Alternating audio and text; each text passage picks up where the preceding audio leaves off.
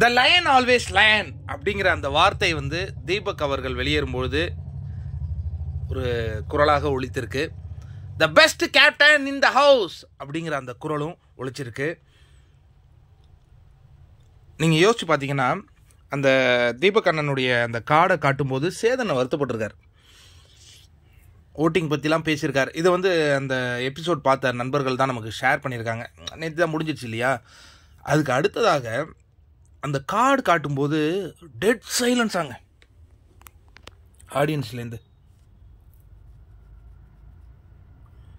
நீங்கள் இவங்க அன்ஷிதா கார்டு காட்டும்போது பயங்கர கிளாப் தட்டினாங்கல்ல, அது நீங்கள் பார்த்துருப்பீங்க. எவ்வளோ ஒருத்தவங்க எவிக்ட் ஆகும்போது கை தட்டுறாங்கன்னா அவங்களாம் மனுஷனானே எனக்கு தெரியல. பட் இருந்தாலும் அது அவங்களுடைய எண்ணம். பட் இந்த டைமில் அப்படியே டெட் சைலண்ட்டாக இருக்குமா. அதுக்கு பிறகு அந்த ஏவி வேற லெவல் ஏவியாங்க, வேற லெவல் ஏவியா இருக்கான், தெரிக்க விடுதாங்க. அதற்கு அடுத்தது அந்த கார்டு காட்டினதுக்கு பிறகு முத்து உடஞ்சி அழுகுறாரு. அது நம்ம ப்ரோமோலே பார்த்துட்டோம். தீபக் அண்ணன் போகும்போது சொல்லுவாராம், விட்டுறாதரா, நான் இங்கே வந்து ஒரு தம்பி ஏர்ன் பண்ணிட்டேன் அப்படிங்கிற மாதிரி ஒரு வார்த்தையை சொல்லியிருக்கார் போல இருக்கு. அந்த வார்த்தையை சொன்னதுக்கு பிறகு அதுக்கு பிறகு முத்து உடஞ்சி அழுது அந்த காட்சிகள்லாம் நடந்ததாக இந்த எபிசோட் நேரடியாக பார்த்தவங்க சொல்கிறாங்கங்க. இதெல்லாம் வந்து எபிசோடில் எப்படி காட்டுறாங்க அதெல்லாம் நமக்கு தெரியாது. பட் இந்த நிகழ்வுகள்லாம் நடந்திருக்கு. நேற்று அருண் வெளியேறும் பொழுது விஷால் உடைந்து அழுத அந்த காட்சிகளை பார்த்தோம். ரயானே அழுதாரு. அதே மாதிரி இன்னைக்கு முத்து உடஞ்சிட்டாராங்க, கூணுராக உடஞ்சிட்டாராம். அதுவும் தீபக் அண்ணன் விட்டுறாதரா அப்படிங்கிற அந்த வார்த்தை அது எப்படி இருக்கும் யோசிச்சு பாருங்க. அப்படியே மெல்ட் ஆகிட்டு இருக்காங்க. அதுக்கப்புறம் தீபக் அவர்கள் வந்து அந்த ஸ்டேஜுக்கு வராரு. அவ்வளோ கிளாப்பாங்க, இவ்வளோ கிளாப் பண்ணீங்களே, ஏன் ஓட்டு போடல? அதுக்கு அடுத்து சொல்கிறாங்க, ஒரு அம்மாவால் வந்து கொஞ்சம் ஹேண்டிகேப் போல நடக்கவே முடியல. பட் தீபக்கை பார்த்தோன்னே அவங்க அப்படியே நடந்து போய் அந்த கை கொடுத்த அந்த காட்சிகள் மெய் சிலிர்க்க வைக்குமாங்க. ஒவ்வொரு வீட்லேயும் தீபக்கை ரசித்தாங்க. அதுதானே உண்மை. இப்படி இருக்குமாங்க. அதேமாரி தீபக் அவர்களுடைய அந்த ஸ்பீச், கடைசி ஸ்பீச் வந்து இப்படி இருக்குமா.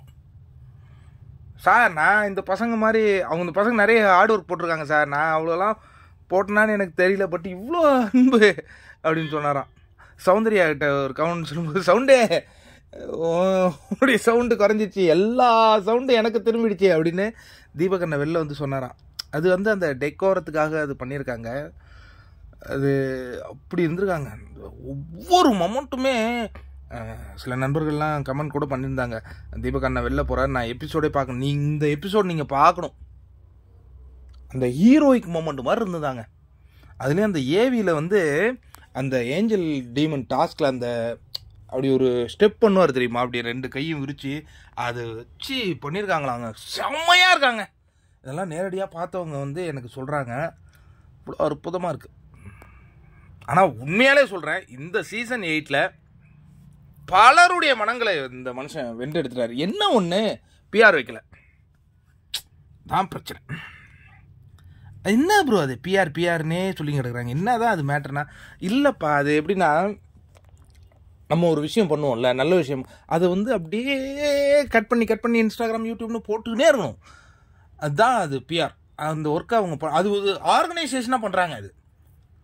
அது யார் பண்ணுறாங்கங்கிறத நான் இன்னொரு வீடியோவில் சொல்கிறேன். தீபக் அண்ணன் பண்ணல. உள்ளே இருக்கிற 6 கண்டஸ்டன்ஸில் ஒரு கண்டஸ்டன்ஸ்க்கு